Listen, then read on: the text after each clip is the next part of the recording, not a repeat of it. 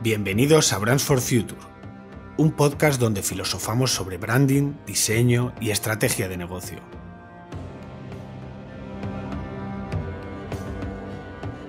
Soy Guillermo Centurión y hoy vamos a hablar sobre la escuela de la Bauhaus.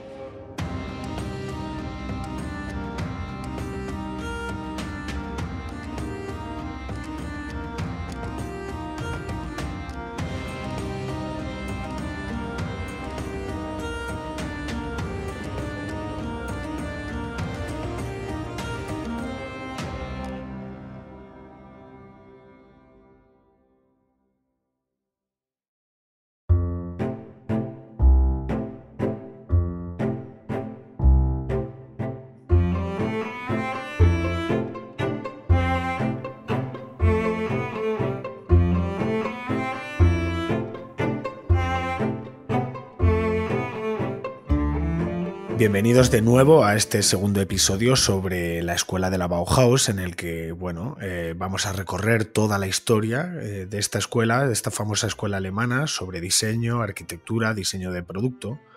Solo por recordaros, esta es la segunda parte. La primera parte es el episodio anterior que grabamos y pues os invitamos a que escuchéis esta primera parte antes de pasar a la que estáis escuchando actualmente. Si ya lo habéis escuchado, pues como recordatorio vamos a comentar brevemente lo que vimos en el episodio anterior, que básicamente fue la etapa de Walter Gropius como director de esta escuela. Vimos un poco de contexto también sobre cómo era la Alemania de la época y en qué ambiente social se gestó esta escuela y qué impacto tuvo en la sociedad alemana del momento. Pero bueno, la etapa de Walter Gropius terminó y aquí es donde vamos a comenzar nuestro episodio. En este momento, el auge del partido nazi, la ideología nacionalista alemana, había aumentado muchísimo en esta época y la escuela estaba asentada en la ciudad de Dessau, el segundo lugar en el que habían trabajado. Gropius, como decimos, ya había dimitido como director de la escuela y dejó el mando al arquitecto Hannes Meyer, que un año antes de asumir la dirección de la escuela había entrado a ser profesor del taller de arquitectura. Walter Gropius había intentado alejarse de los temas políticos que sabía que le iban a causar bastantes problemas a la escuela. De hecho, pues parte de las presiones que recibieron por parte tanto de la sociedad como de las instituciones alemanas fueron por este motivo, por motivos políticos. Entonces, bueno, antes de meternos en materia, vamos a presentar a Carlos. Carlos es compañero y diseñador en Crater y, como ya comentamos en el episodio anterior, ha contribuido a documentar y construir este episodio. Así que qué mejor compañía para tener con nosotros en estos dos episodios en los que, bueno, pues vamos a continuar viajando por los pasillos y los talleres de esta escuela. ¿Qué tal, Carlos? ¿Cómo estás? Muy bien, Guillermo. Aquí estamos otra vez para darle los remates finales a esta historia sobre la Bauhaus. Pues sí, porque la verdad que en el primer episodio abordamos prácticamente la mitad de esta breve historia que duró esta escuela, pero nos queda mucho por ver. Nos quedan dos directores, como hemos dicho, este director llamado Hannes Meyer, pero también tendremos a Mies van der Rohe y luego vamos a comentar también qué fue de la escuela de la Bauhaus una vez cerró sus puertas y una vez recuperada la democracia en Alemania. Entonces, bueno, con muchísima ilusión vamos a abordar todos estos temas.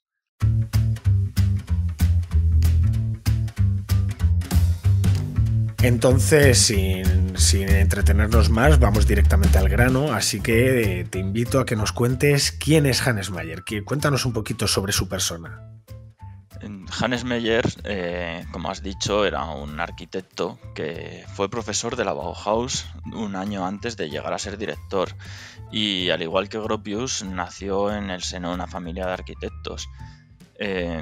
Con él como director, la Bauhaus se adentra en una fase más analítica y materialista, guiada por la producción, pero al igual que su director, esta fase no duraría mucho. Sabemos que apenas llevaba un año como maestro de la escuela. De hecho, él fue el que formó el taller de arquitectura y creía que tenía que crear sus productos pensando en la gente, que las necesidades de la gente no eran ningún lujo. pensaba que la arquitectura tenía que girar en torno a cubrir todas las necesidades de las personas y que los arquitectos eran especialistas en la organización, no eran artistas, alejándose de la idea de la forma sigue a la función para centrarse exclusivamente en la función. Y esta visión la intentaría aplicar en su método durante su época como director. Vamos, que Hannes Meyer lo que destaca como director es por este aspecto social y además constructivista, que como dices, deja de lado los aspectos más estéticos, los aspectos más que tienen que ver con la forma, para centrarse en la función, y además en una función social. Como veremos más adelante, era una persona bastante involucrada en los aspectos sociales. Lo primero que tenemos que destacar es, digamos, las 5 reformas que lleva a cabo en la escuela una vez es elegido como director. Lo primero que podemos destacar es la ampliación de la instrucción básica de la escuela, el curso preparatorio que había fundado Itten y que más tarde consolidaron profesores como Paul Klee, Kandinsky o Oskar Schlemmer. También introdujo, como has comentado, en los aspectos más racionales dentro de la escuela, introdujo el análisis científico como un pilar en esta etapa. Le daba un aspecto casi científico, más que los aspectos artísticos que se venían dando como una prioridad antes. Otro gran cambio de Hannes Meyer fue subdividir el taller de arquitectura en 2 partes, la parte de aprendizaje y la parte de ejercicios de construcción. Básicamente reformó la organización interna y el sistema de financiación de la escuela para llegar a conseguir más contratos de los que conseguían antes. El último gran cambio del que podemos hablar consistió en bajar, dicho de una forma vulgar, bajar el listón de acceso de los alumnos. Lo que quería era atraer a la escuela a alumnos menos formados, con la idea de que aprendieran en la escuela todo lo que necesitaban y que no fueran, digamos, solo los que ya tenían un talento previo los que pudieran acceder a ella. Quería acercar a las personas, digamos, con menos formación los fundamentos que se impartían en la escuela, hacerla un poquito más accesible. Además de estos cambios, Meyer aprovechó la marcha de Herbert Bayer, Marcel Breuer y Moholy Nagy, los cuales abandonaron la Bauhaus junto con Gropius, como vimos en el capítulo anterior, para fusionar los talleres de metal, madera y pintura mural en el taller de montaje, lo cual provocó a su vez que Marianne Brand tuviera que dimitir como directora del taller de metal. Y también integró los talleres de impresión, propaganda, fotografía y pintura en el taller de publicidad. Tras varias fricciones por la forma de pensar excesivamente materialista de Meyer, Paul Klee le informaría que al año siguiente no continuaría en la escuela.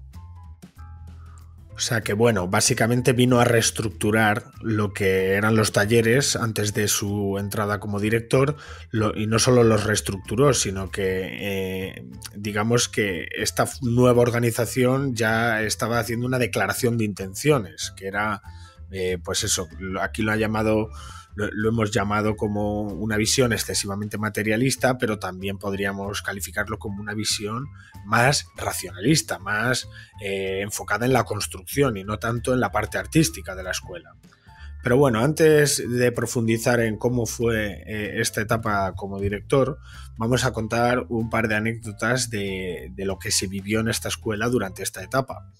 Lo primero que tenemos que comentar, esto es obligatorio, fue que precisamente con Meyer como director, Kandinsky por fin recibe su ansiada nacionalidad alemana, lo cual fue la excusa perfecta para montar una de las legendarias fiestas de la Bauhaus. Y es que la Bauhaus le daba mucha importancia a sus fiestas. Ellos entendían que eran una obra de arte en sí mismas, al igual que el resto de actividades que hacían. Normalmente hacían fiestas temáticas, como la fiesta blanca o la fiesta del metal, y casi siempre eran de disfraces, por lo que los alumnos tenían la excusa perfecta para utilizar los talleres de tejido o los que necesitaran para crear sus disfraces, que fueron muy llamativos. En una escuela tan grande, que recordamos que podían vivir hasta 1.400 personas en la Bauhaus de Dessau, Las fiestas fomentaban el trabajo en equipo, las relaciones personales y en algunos casos paliaban los conflictos que iban surgiendo de forma divertida y artística. Estas fiestas fueron tan importantes en la vida de la escuela que no solo se realizaban en días festivos, sino con cualquier excusa como la finalización de un proyecto, el nacimiento de un niño o, por supuesto, la concesión de la nacionalidad de Kandinsky. Pero quizás lo que deja más claro la fuerza que tenían estas fiestas es que precisamente el mismo Walter Gropius dejó escrito en su testamento que cuando muriera quería que le hicieran una fiesta en su honor, donde se pudiera beber, reír, amarse, bueno, claramente evocando a estas fiestas que se producían en la Bauhaus, que se le quedó grabado en el corazón. Pero bueno, la segunda anécdota o el segundo episodio curioso de esta época fue la visita de Paul Klee y Kandinsky a España. Y es que, bueno, ahora nos comentas, Carlos, pero que era una cosa que Paul Klee concretamente tenía una espinita clavada con la visita a nuestro país. Al igual que hizo Gropius en su día, Klee y Kandinsky viajaron con sus respectivas mujeres a España, aunque a Klee le hubiera gustado viajar durante mucho más tiempo y poder recorrerse España entera, solamente recorrieron la parte norte del país. Pero bueno, al fin y al cabo fue suficiente para que este viaje marcase a Klee para el resto de su vida, ya que él había soñado con este viaje desde siempre. Incluso tenía un cuaderno donde escribía sobre ello y anotaba lugares y referencias de la cultura española que llevaba preparando más de 20 años. En este cuaderno dejó clara su admiración por los grandes artistas españoles, no solo de la pintura, sino también de la música, el baile, la escritura. Algunos de ellos podrían ser Casals, Zuloaga, Cervantes, Tirso de Molina y muchos más, pero sobre todo estaba obsesionado con Goya. Llegó a decir de España que era el país donde crecían los Goyas, y aunque no tendría la posibilidad de viajar a Madrid a contemplar sus grandes obras, ya que este viaje fue bastante corto, cosas del destino, un año antes de morir, castigado por la enfermedad degenerativa que tuvo y exiliado en Suiza por el rechazo de los nazis y de los soviéticos hacia su obra, pudo contemplar por fin en persona las grandes obras de Goya, ya que al mismo tiempo que él se tuvo que exiliar a Suiza, las obras fueron llevadas a Ginebra también en el exilio. Pero esto fue un camino de doble dirección, porque a la vez que Paul Klee sentía admiración por algunos artistas españoles, como hemos dicho de Goya, pero también de Velázquez, etc., él también tuvo influencia en artistas españoles, como por ejemplo en Picasso, con quien tuvo una muy buena relación, pero también podemos ver influencias de Paul Klee en artistas como Miró, donde se ve claramente que fue un referente. Pero bueno, es momento de continuar por donde lo habíamos dejado, que es la dirección de Hannes Meyer, y sobre todo vamos a ver cómo eran la escuela durante estos momentos y cómo eran sus talleres.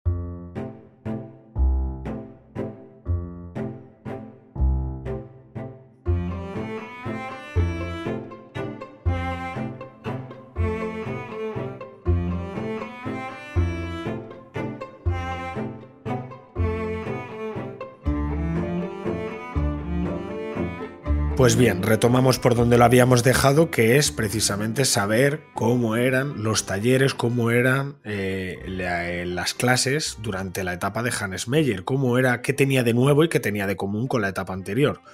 Pues bien, los nuevos talleres son un paso hacia adelante en lo que podemos considerar el desarrollo de modelos productivos para el pueblo, modelos técnicos que ayudaban al proletariado, bueno, básicamente resumiendo en su lema que las necesidades populares no son un lujo, como hemos comentado antes. La idea de Meyer fue estandarizar la producción, hacer productos que fueran de bajo coste y hechos a escala, para que sean asequibles para la mayoría de los ciudadanos, y así bueno, pues democratizar el acceso a estos productos que hasta ahora pues prácticamente eran para las élites. Como es lógico, la organización de los talleres debía adaptarse a esta nueva visión, y entonces básicamente la reorganización que hizo Hannes Meyer en este sistema, que como comentamos en el episodio anterior, los talleres estaban dirigidos por un maestro de la función y otro maestro de la forma, en dos figuras independientes, a aglutinarlas en una sola figura, que fuera el director y el maestro técnico, que contemplara ambas visiones. Dentro de los talleres de la etapa de Hans Meyer podemos empezar hablando del taller de montaje, que como hemos dicho antes estaba compuesto por el de carpintería, el de metal y el de pintura mural, todos unidos. La parte de carpintería del taller se centró en la producción de sillas y muebles para viviendas, donde destaca el uso de contrachapados, una técnica que producía piezas muy baratas. Casi todos sus muebles tenían gran movilidad, tenían una capacidad de plegarse, pesaban poco y se podían utilizar de manera modular, un sistema muy similar al utilizado en la empresa IKEA hoy en día. Por otro lado, el apartado de metal destacó mucho en sus famosas lámparas, ¿no? Es algo muy recordado hoy en día, las lámparas de la Bauhaus. Y la pintura mural se dedicó sobre todo a pintar papeles para empapelar casas, haciendo de este un taller funcional. La peculiaridad es que los papeles pintados no eran estampados. Se componían de colores planos para facilitar su impresión y montaje, ya que no había que tener demasiado cuidado en encajar las piezas a la hora de colocarlos en una habitación. Sí, o sea que hasta de un taller como era el de pintura mural consiguió darle una vuelta de tuerca para que tuviera un aspecto funcional, para que pudiera tener su lugar dentro de la industria. De hecho, llegaron a durar mucho en la industria alemana estos papeles pintados por la Bauhaus. Pero bueno, continuando un poco con los diferentes talleres que había en esta etapa, tendríamos que destacar un taller que cada vez tenía mayor relevancia, mayor peso en el currículum educativo de la Bauhaus, que es el taller de publicidad. En este taller se le dio muchísimo peso a la fotografía y se utilizó sobre todo para promocionar a la propia Bauhaus. Por ejemplo, se encargaron de publicitar estos papeles pintados para la empresa que les encargó diseñarlos y que precisamente los iba a producir. O sea que vemos la transversalidad entre talleres. Unos pintan los papeles, el otro taller se encarga de promocionarlos y además subcontrataban esta promoción a la empresa. En el taller textil, por ejemplo, se introdujo a los alumnos, aunque eran mayoritariamente mujeres, las ideas sociales de Hannes Meyer. Empezaron a ser cada vez más analíticos, pidiendo que se dejara de utilizar términos como estética o arte y se centraran en producir tejidos cada vez más resistentes, por ejemplo, que tuvieran características innovadoras, que fueran transparentes, translúcidos, y en general lo transformó en un sistema de experimentación científico. Por ejemplo, Annie Albers, una de las alumnas más destacadas de esta época, llevó a cabo uno de los productos más impresionantes. Un tejido que por un lado era insonorizante y por otro lado era reflector de la luz. Este invento, este desarrollo de estos nuevos tejidos muy funcionales, con un aspecto muy funcional por parte de la alumna Annie Albers, es un ejemplo muy tangible de la obsesión de esta dirección de Hannes Meyer porque absolutamente todo lo que se hiciera en esta escuela tuviera una comercialización o tuviera un aspecto funcional que luego pudieran aplicar en la industria. Por ejemplo, en el año 1930 firmaron un importante contrato con la empresa textil Polytex para la comercialización de los diseños textiles de la Bauhaus, de nuevo sacando rédito económico a los trabajos que se estaban haciendo en los talleres. El siguiente taller que tendríamos que destacar es el de arquitectura, que precisamente estaba impartido por Hannes Meyer desde un año antes, cuando todavía estaba Walter Gropius como director de la escuela. Este taller cada vez iba teniendo mayor peso dentro de la Bauhaus y tenía un lema muy claro, que era construir para el bienestar popular, muy alineado con el pensamiento de Hannes Meyer, asociado pues a lo que hoy día, incluso en el momento, conocemos como socialismo o como los aspectos más comunistas. Una peculiaridad con respecto a las etapas anteriores es que este curso de arquitectura ahora se daba desde el primer año, desde el curso de aprendizaje, desde el curso preparatorio. Y es que Myers defendía que el arquitecto tradicional había muerto y que lo lógico era que hubiera expertos en cada sección, coloristas, expertos en materiales, maestros de la construcción, etc. Aún así, mantenía las ideas de Gropius de ver la arquitectura como una línea más en la pieza del urbanismo, hablando de hospitales, fábricas, oficinas, guarderías y demás. O sea, que no entendían la arquitectura como solamente la construcción de viviendas aisladas, sino que lo entendían como parte de un todo, parte pues esto del urbanismo, de la construcción de ciudades y de los servicios principales que iban a necesitar las personas, porque además estaban muy enfocados en que la persona pudiera utilizar sus creaciones de manera correcta y que le tuviera una buena experiencia, como decimos, tanto en la construcción de casas como de hospitales u otros servicios.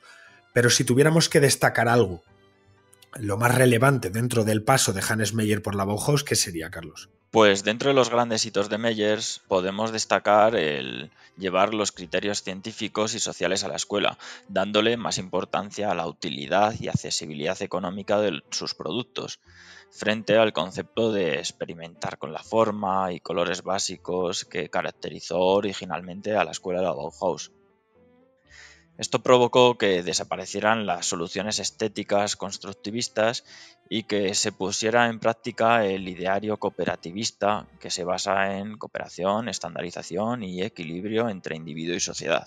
Y precisamente con la salida de los profesores más cercanos a Gropius, que defendían los aspectos más artísticos y estéticos y que además estaban muy convencidos de que había que mantenerse al margen de la política. En cambio, con la dirección de Mayer fue todo lo contrario. Apostaron por los aspectos más productivos, obviando la parte artística, y además que el diseño debía de ser social, además de tener su función, tenía que tener un ojo puesto en la utilidad que le iba a tener a las personas, sobre todo para hacer accesibles, como hemos dicho, sus productos a la gente más humilde. De hecho, prácticamente todos los alumnos de la Bauhaus en esta época estaban afiliados al Partido Comunista. De hecho, se llegó a decir que solo el que tiene una ideología marxista iba a ser un buen alumno en la Bauhaus, porque representaba precisamente eso, el progreso, el avance hacia una sociedad mejor, y que precisamente Hannes Meyer decía que no se podía ser arquitecto sin tener una conciencia social fuerte.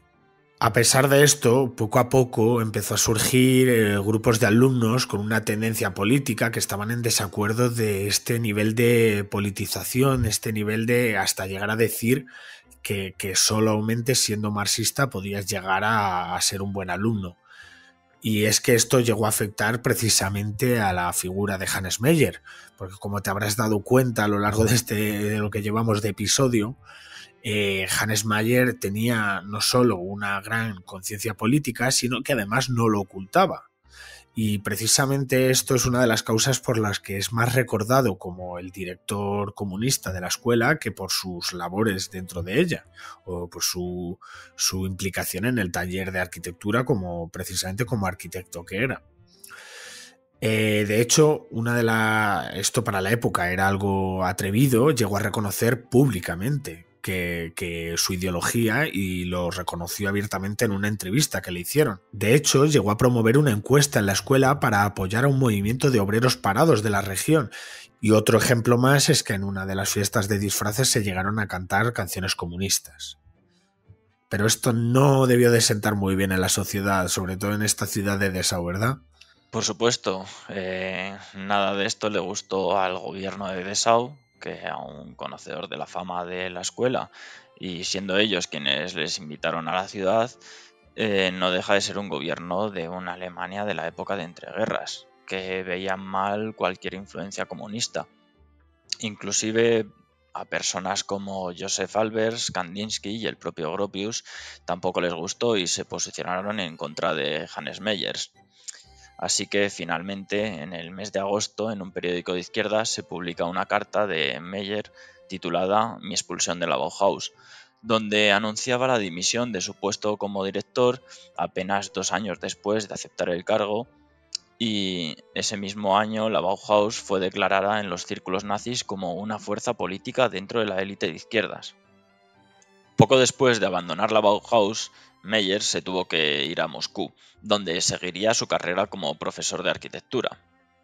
Al igual que pasó con Gropius, algunos de los alumnos decidieron seguirle en su marcha a Moscú. Incluso parte de la Bauhaus llamaría a este grupo la Brigada Meyers, quizás por ser el director más activo políticamente. Y con esto podemos dar por finalizada la etapa de Hans Meyers como director de la Bauhaus.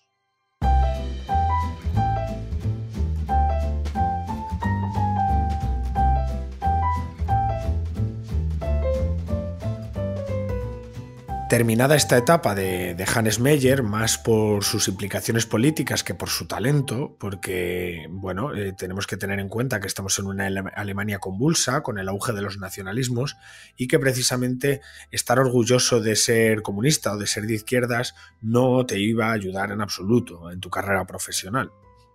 Entonces, decidieron buscar una figura que fuera prácticamente lo contrario a lo que representaba Hannes Meyer. Y esto lo encontraron en Mies van der Rohe, que aunque podemos decir que no era una persona afín, o al menos a priori afín a los pensamientos nacionalistas, por lo menos no daba la imagen de ser una persona bolchevique, no daba el perfil del bolchevique. Era una persona muy seria, con un talante muy, muy educado, muy recto, y era justamente lo que estaban buscando tanto los actores sociales que estaban orbitando alrededor de la escuela como la propia ciudad de Dessau, la alcaldía de Dessau. Van der Rohe había estado en contacto prácticamente pues, con todas las grandes figuras arquitectónicas de la época y ya se había labrado una carrera. Antes de que Gropius llegara a fundar la Bauhaus, ellos ya habían trabajado juntos en el estudio de Peter Behrens. Trabajó sobre todo en casas individuales, a diferencia de Gropius, que estaba más enfocado en las fábricas, en las grandes edificaciones. También fue uno de los fundadores de la revista G, donde coincidió con un montón de artistas de la época y arquitectos de la época. Una de sus grandes obras fue la que realizó entre el año 26 y 27, en el que Walter Gropius le encargó la dirección de un proyecto arquitectónico para un complejo de viviendas en Stuttgart, al que llamaron el barrio Weissenhof. En él trabajaron grandes nombres de la arquitectura del momento, como por ejemplo Le Corbusier, otro de los arquitectos que había trabajado en el estudio de Peter Behrens. Cada arquitecto realizó una de las viviendas, pero sobre todas aquellas edificaciones destacaba el gran bloque de viviendas desarrollado por Van der Rohe, lo que se considera hoy día como la primera vivienda social de la historia. En 1929 fue elegido por el gobierno alemán para construir el pabellón alemán de la Exposición Internacional de Barcelona, que muy famoso y que de hecho podemos seguir viendo hoy. Fue decorado en su interior con muebles de la Bauhaus, entre ellos la famosísima silla Barcelona, que seguramente hayáis visto en las recepciones de muchos bancos en España en las últimas décadas. De hecho, la utilización de muebles de la Bauhaus hace que sea uno de los edificios que mejor representa el concepto de la Bauhaus a día de hoy, sobre todo la Bauhaus de esta etapa. Pero algo que le describe muy bien fue el hecho de que incluso participó en la construcción del monumento a Karl Liebknecht y a Rosa de Luxemburgo, que fueron dos revolucionarios que ayudaron a fundar el Partido Comunista en Alemania. O sea que ahí vemos claramente que no es que tuviera una tendencia directa para un lado o para el otro, sino que simplemente él le gustaba trabajar, fuera una corriente o la otra. Luego más allá adelante veremos que también llegó incluso a trabajar poco, pero trabajó para el partido nazi, para el gobierno nazi. En este edificio de homenaje a estos dos revolucionarios incluso estaba la estrella roja con la hoz y el martillo. Pero aún así, todo el mundo tenía muy claro que Van der Rohe no era un perfil revolucionario ni bolchevique como sí que se podía llegar a pensar de Hannes Meyer. Básicamente, por su bagaje como arquitecto y por su personalidad, era la persona ideal para tomar las riendas de la Bauhaus.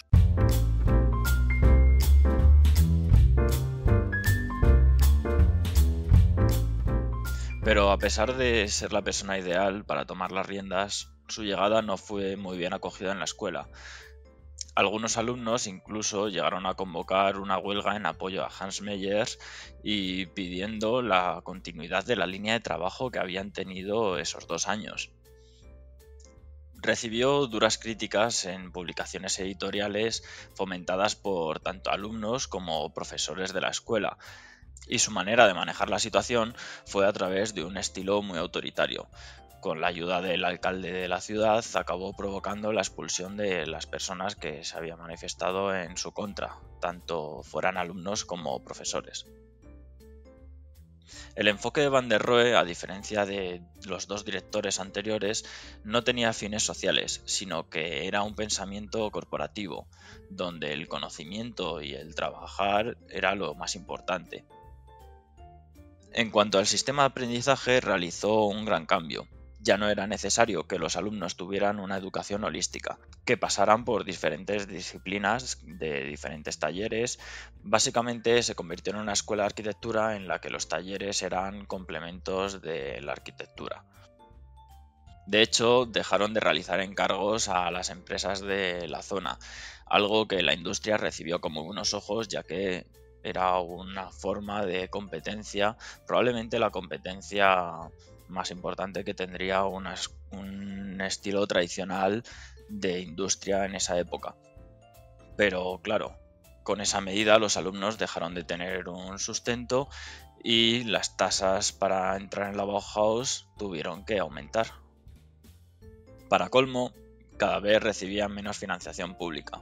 Esto, sumado a la decisión de dejar de producir para la industria y a que cada vez los alumnos tenían que pagar más y más cuotas, tuvieron que tomar la decisión de reducir al mínimo los gastos de la escuela. Además, también aprovecharon para poder patentar los años anteriores de trabajo de la Bauhaus y de algunos de los alumnos, para poder estabilizar esa situación económica tan complicada que tenían que pasar en esa época. Todo esto dependía de mantener la escuela alejada de la política. Sí, o sea que prácticamente les obligaron a mantenerse alejados de cualquier tendencia política para poder sobrevivir. Estaban prácticamente bajo amenaza. Pero bueno, para describir un poco cómo fueron las clases de la etapa de Van der Rohe, deberíamos enfatizar en cómo eran las clases de arquitectura que no solo daba Mies van der Rohe, sino que también impartía el profesor Hilbersheimer. Las clases pasaron a constar de tres partes fundamentales. El primer nivel constaba básicamente de los conocimientos técnicos fundamentales que debían saberse para la construcción y el diseño de viviendas, desde los temas burocráticos a los aspectos básicos de la construcción. O sea que digamos que era un nivel en el que solo se tocaba lo fundamental. En el segundo nivel, en el que se profundizaba más en los problemas teóricos de la construcción, no solo de viviendas, sino de barrios enteros, como las colonias que se venían construyendo en esta época. El objetivo era explorar las diferentes líneas de pensamiento que se estaban trabajando en esta época en cuanto a la forma de desarrollar este tipo de proyectos, porque estaban en discusión diferentes líneas de trabajo. Y el tercer y último bloque sería el nivel impartido por el propio Mies, centrado en el diseño arquitectónico a través del dibujo. Y aquí vamos a hacer una pausa porque digamos que el dibujo era la manera fundamental que tenía Mies van der Rohe a la hora de conceptualizar sus obras. No estaba tan centrado en la parte técnica desde un primer momento, sino que él creía que a través del carboncillo y el papel podía llegar a desarrollar diseños totalmente innovadores con respecto a lo que se venía haciendo. Podemos encontrar muchísimos dibujos de Mies van der Rohe sobre, por ejemplo, rascacielos en las ciudades alemanas, muchos años antes a que de verdad se pusiera a hacer precisamente este tipo de edificaciones. Él se centraba en el diseño de casas individuales en esta época aún, y le gustaban mucho las que solamente tenían una planta. Él afirmaba, básicamente, que quien tenía la capacidad de diseñar este tipo de viviendas individuales era capaz de diseñar cualquier otro tipo de edificio. Durante el año 31 y 32, el partido nazi iba teniendo mejores resultados tanto a nivel nacional como a nivel local, y la ciudad de Dessau no era un caso diferente. De hecho, uno de los puntos con los que se presentaron a las elecciones fue precisamente la clausura de la escuela, y tal como lo prometieron, ocurrió. ¿Y esto quizás quiere decir que con esto se acaba la historia de la Bauhaus? No, ¿verdad? Pero casi. Realmente no. En un último esfuerzo por mantener viva la escuela, decidieron trasladarse a una fábrica de teléfonos abandonada en Berlín, dejando clara la precaria situación por la que pasaban. Bajo el control de los nazis, concretamente bajo la supervisión de la Gestapo, la Bauhaus debía cumplir una serie de mandatos para poder ejercer su actividad en esta nueva sede en Berlín. Entre ellas, debía expulsar a alguno de sus profesores, como por ejemplo el caso de Kandinsky, y además debía asegurarse de que no hubiera judíos en la institución. Mantener las puertas abiertas de esta nueva fábrica de teléfonos abandonados en Berlín era cada vez más difícil. Sufrían una difamación constante. Tuvieron que subir las tasas a los alumnos de nuevo, recibían constantes presiones, pero el golpe de gracia fue que esas presiones también se trasladaron a los negocios y consiguieron que rescindieran todos los contratos que tenían con empresas, por ejemplo, con la empresa de papeles pintados de la que previamente hablamos. Precisamente por una de estas medidas, concretamente de la expulsión de los judíos de la escuela y también de Alemania, gran parte de estos fueron a parar a la ciudad de Tel Aviv, la cual era en aquel momento una ciudad en expansión y fue el refugio perfecto para miles de judíos alemanes exiliados, también alumnos de la Bauhaus. Esto provocó que aquellos antiguos miembros emigrados llegaron a construir más de 4.000 edificios que conformaron el llamado Barrio Blanco, considerado Patrimonio de la Humanidad desde el año 2003, convirtiendo a Tel Aviv en la ciudad con más construcciones de la Bauhaus del mundo, muy por encima del resto.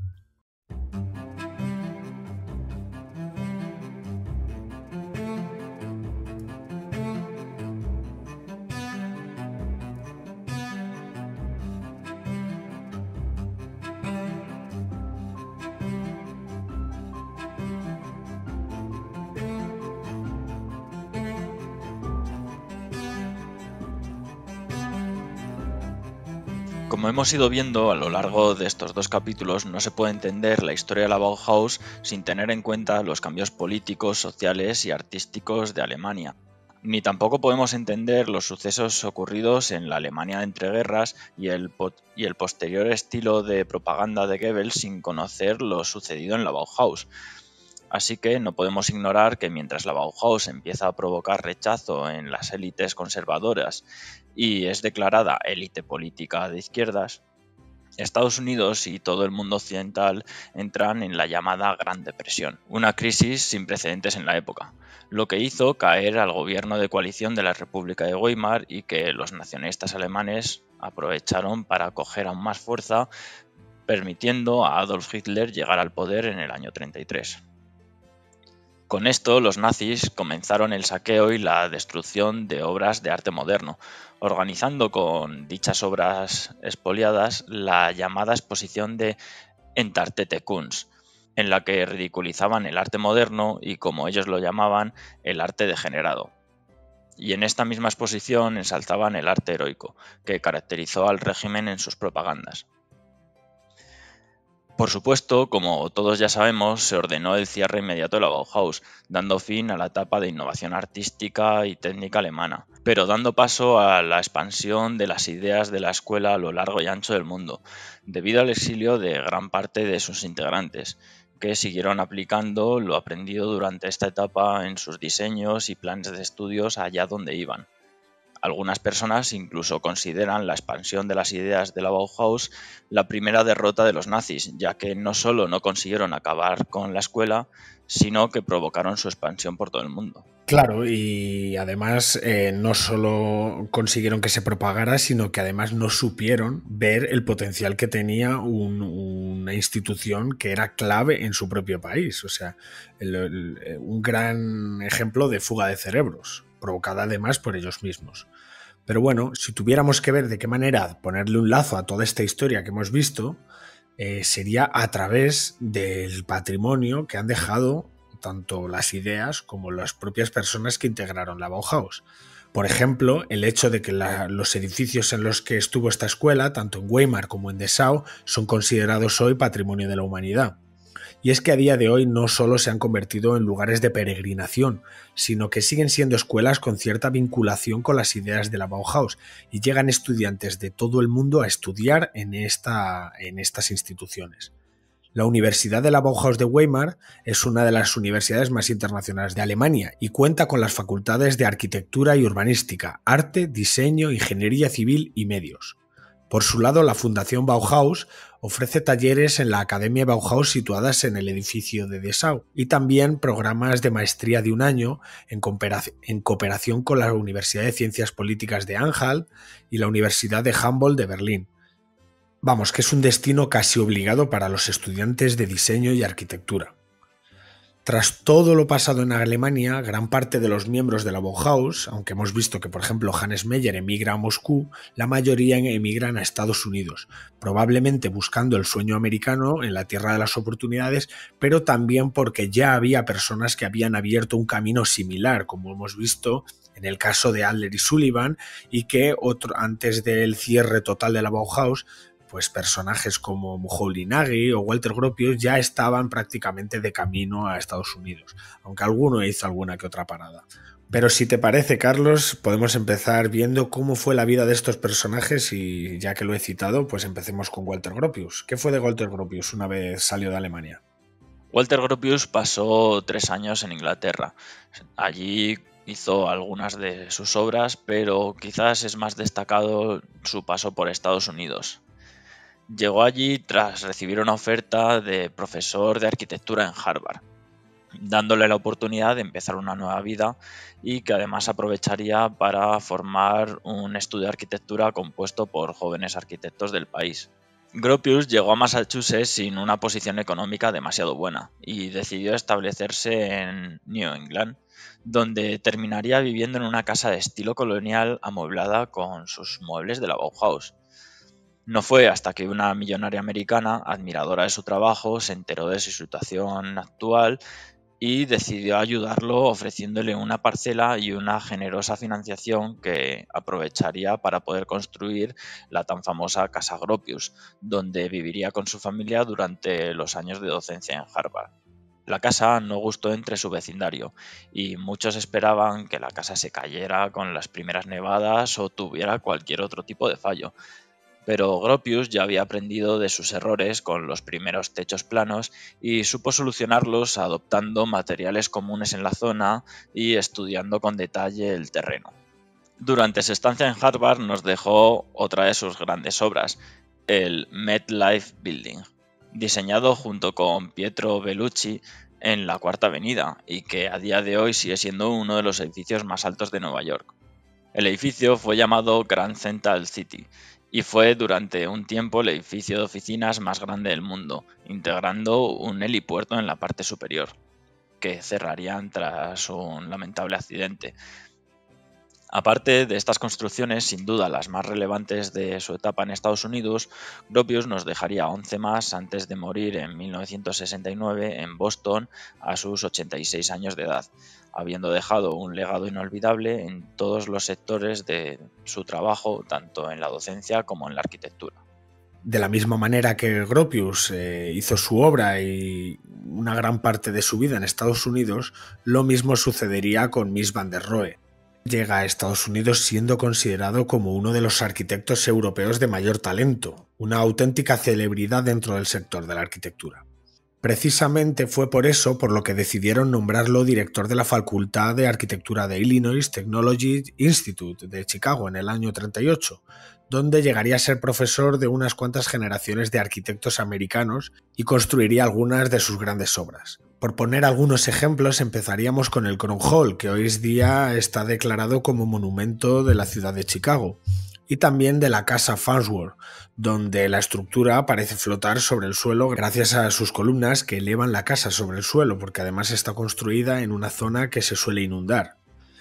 De hecho, esta vivienda tiene un montón de historia, con pues, la relación que tuvo con la dueña de la casa y los problemas legales que tuvieron después, pero bueno, si acaso ya profundizaremos en algún otro momento.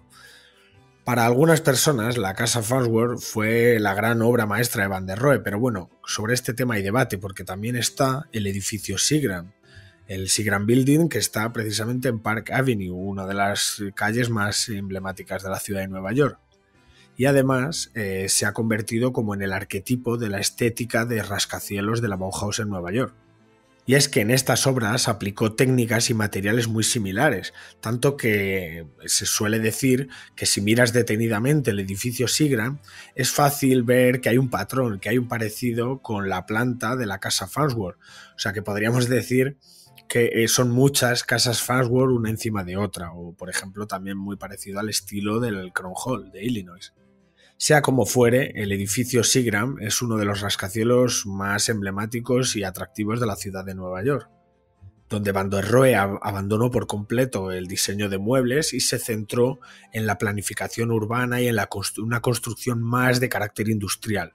Cambió radicalmente su estilo de un trabajo que, a diferencia de muchos de sus contemporáneos e imitadores, consiguió resolver la problemática del estilo internacional, aunque él nunca lo llegaría a llamar así. O sea que prácticamente fue uno de los arquitectos que estandarizó el tipo de construcción que luego se iría aplicando en las grandes capitales del mundo entero.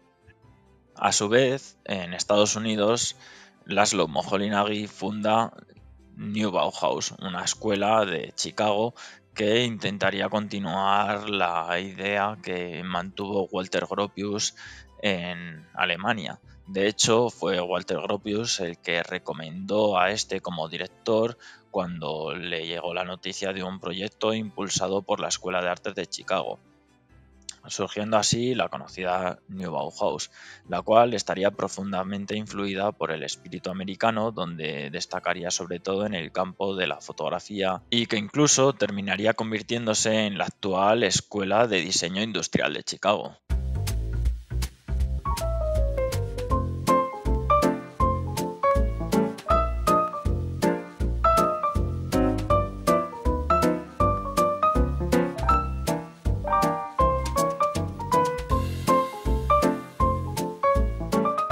Visto un poco cómo fue la vida de los grandes profesores de la Bauhaus fuera de las fronteras alemanas, sobre todo en tierras estadounidenses, podríamos dar por cerrado lo que es la historia de la Bauhaus en sí misma. Pero no sería honesto por nuestra parte dejar el episodio aquí, y aunque más adelante profundizaremos en lo que vamos a hablar ahora, creemos que por lo menos debemos abrir boca con un poquito de la historia de lo que fue la escuela de Ulm. Una escuela que se funda precisamente en esta ciudad a la llegada de la democracia, un poco continuando con los valores que había instaurado la Bauhaus. Esta escuela se funda concretamente en el año 1952 por Max Bill, junto con otras dos personas, la escritora Inger Eikersköld y el diseñador gráfico Otto Leitcher. Esta escuela de Ulm se fundó con la intención de revivir precisamente estos ideales que habían caracterizado a la Bauhaus durante todos sus años en activo, enfocándose en nuevas tendencias como la comunicación visual, el diseño industrial, la construcción, ahora ya también la informática y, como no, el cine. Se convirtió en una universidad pionera en el diseño que hasta hoy día continúa su actividad. La escuela pretendía colaborar en la reconstrucción cultural de Alemania y fue fundamental para ello la colaboración y los contactos constantes con Walter Gropius. En la escuela hubo grandes profesores, pero sin duda destaca uno a quien ya conocemos, y es que Max Bill, el que por cierto había sido alumno de la Bauhaus en la ciudad de Dessau, contó una vez más con uno de los grandes personajes de la primera etapa de la Bauhaus, y no es nada más y nada menos que Johannes Sitten, con quien contaron para este proyecto tan ambicioso. La escuela tenía un plan de estudios claramente similar al de la Bauhaus. Duraba 4 años y se componía de un año de curso básico, tras el cual los alumnos escogían una de las ramas de enseñanza de la escuela y para acabar tenían que hacer una tesis de grado. De hecho, si vemos el esquema pedagógico de la escuela, es difícil no ver el parecido con el de Gropius, aunque las materias no tengan mucho que ver. Quizás los cambios que más nos pueden llamar la atención son el cambio de la interpretación del arte, ya que Max Bill era el mayor defensor del manifiesto de arte concreto de Theo van Doesburg, que agrupaba las ideas de De Stijl, del futurismo y de Kandinsky, y aparte también se puede diferenciar en cuanto a las materias que decidió impartir. Algunas de ellas fueron el análisis matemático, la informática, la antropología, psicología, política y algunas más. un sistema educativo más actualizado para la época de los años 50. Pero bueno, tras varias discrepancias entre Max Bill con otros directores, este llegó a dejar la dirección de la escuela en manos del tan conocido Tomás Maldonado, el argentino que dejaría de lado el enfoque artístico que Max Bill había intentado imitar de la Bauhaus original, y empezó a impartir una metodología más científica y estructurada que dio paso a lo que se llama el modelo de Ulm, que marcaría un antes y un después en el diseño europeo. El cambio en el sistema de enseñanza de Max Bill a Tomás Maldonado fue algo difícil de mantener, porque la verdad que fue un cambio bastante drástico. Algunos profesores no estaban de acuerdo con este cambio de enfoque y además les dio mala prensa. El Parlamento decidió retirarle las subvenciones a la escuela y, bueno, pues finalmente cerró también la escuela de Ulm.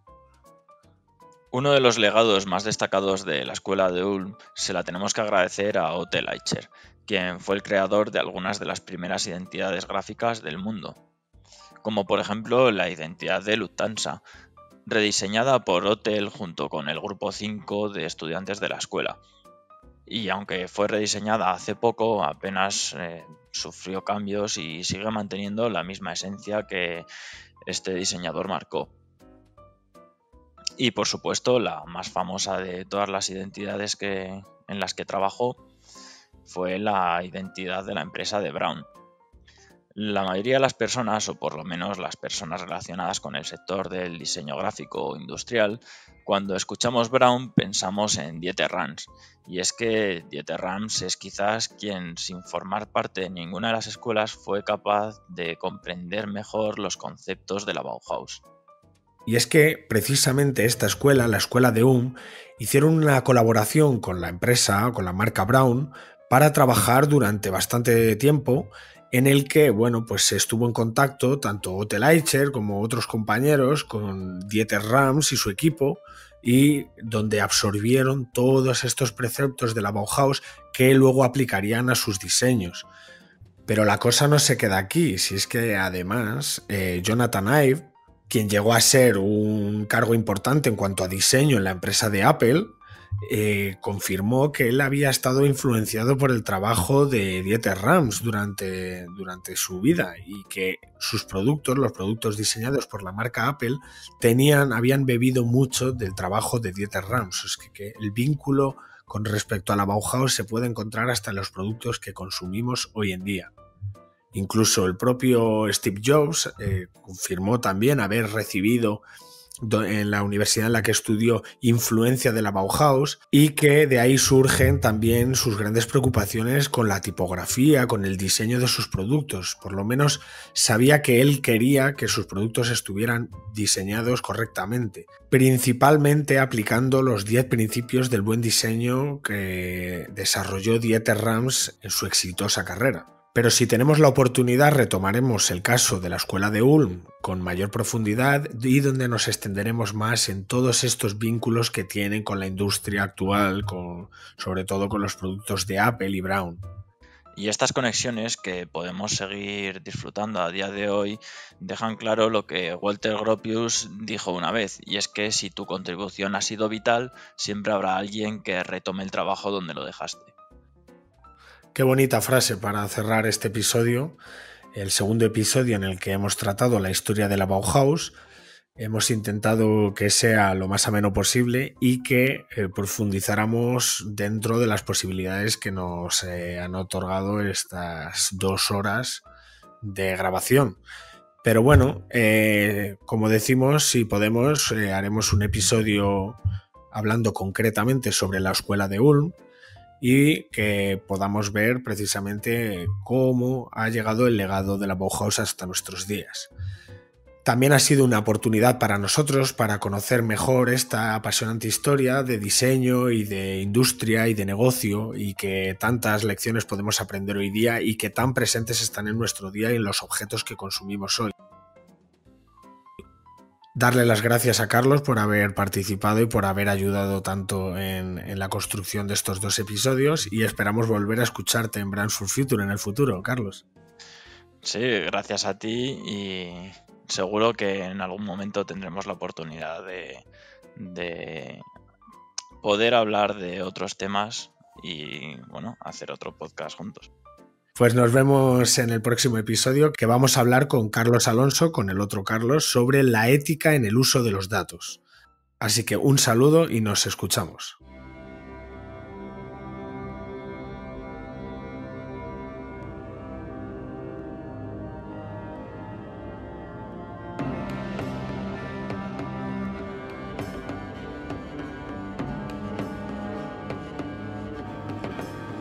Antes de despedirnos, queríamos agradecerte que hayas escuchado el programa completo. Si te ha parecido entretenido y disfrutas con nuestro contenido, te invito a que te suscribas y nos cuentes qué te ha parecido. Puedes encontrarnos en Twitter y Facebook con el usuario Somos Cráter. Nos vemos en el próximo episodio. Un saludo.